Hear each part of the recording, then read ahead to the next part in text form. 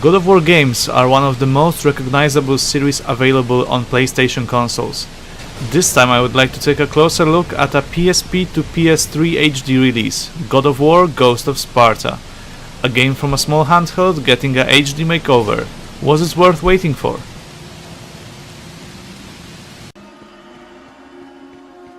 To start off our journey through Kratos' path of vengeance, we're going to have to remember that Ghost of Sparta plot takes place between the first and the second God of War games, known from PlayStation 2.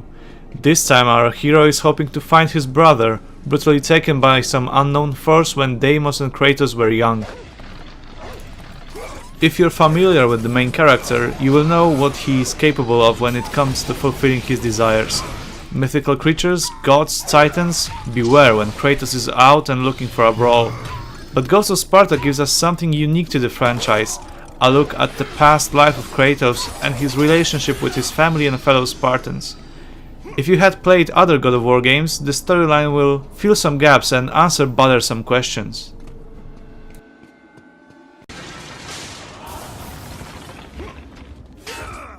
One of the biggest changes in the fighting system is the Thera's Bane power-up. Thanks to this Titan's power, our blades are covered in fire and planting explosive cores on our enemies. Armored monsters will be vulnerable only to this attack, so keep pressing that R1 button and let the deadly dance begin.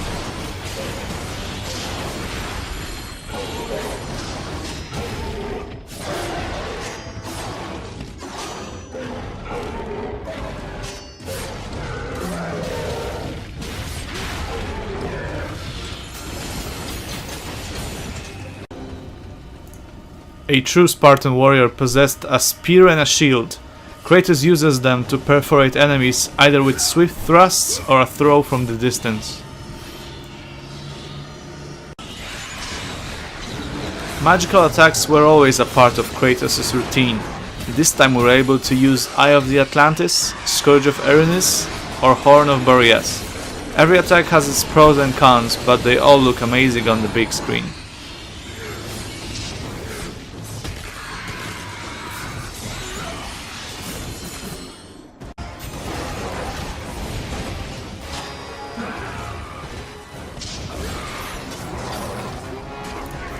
Thanks to the PS3's right analog stick, dodging enemy attacks is swift again, allowing us to control the fights on a totally different level.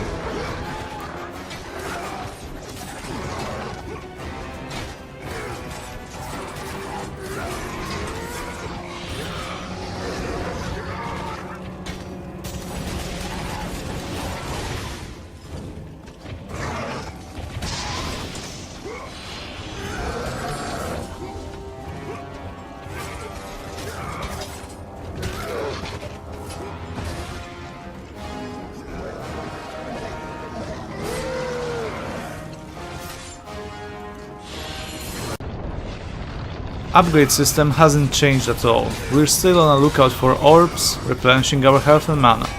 Phoenix feathers, Gorgon eyes, Minotaur horns, these are the items you want to acquire if you want to upgrade your character's stats.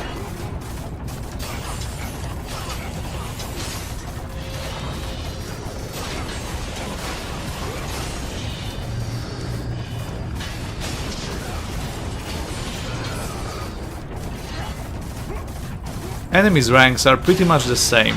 We've got cannon fodder, some smarter, more problematic ones, and bosses that will often be too large to be completely seen on the screen.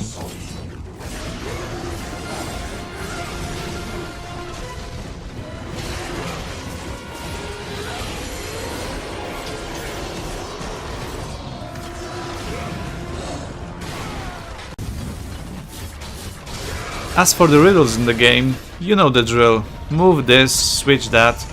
It's not boring, but their design is similar to previous titles. These bits always give the player a rest moment in between dynamic fights.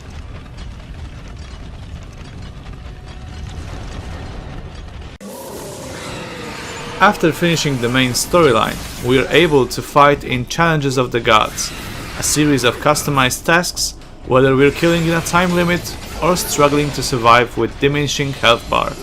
It's always a nice touch to include those after game modules, so that we're getting longer gameplay time for our money. Same goes to the arena mode, where we create the rules of engagement and fight various creatures. There's also New Game Plus mode, with unlocked costumes and abilities already known from previously finished storyline.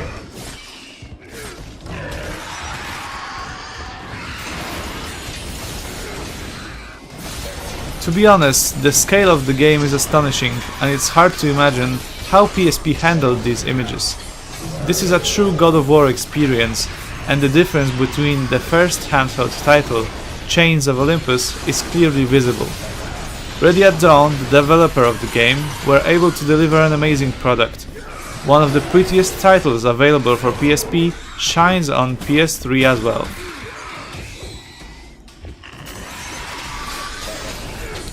Some may say that God of War series are reluctant to change. The feeling of déjà vu might occur quite easily, but overall Ghost of Sparta is a welcomed addition to Kratos' other adventures. Every franchise gets to a point when we stop ourselves and ask, isn't it time to change? After a lengthy session with the God of War Ghost of Sparta, you might say, no, Kratos got lots and lots of enemies to slaughter.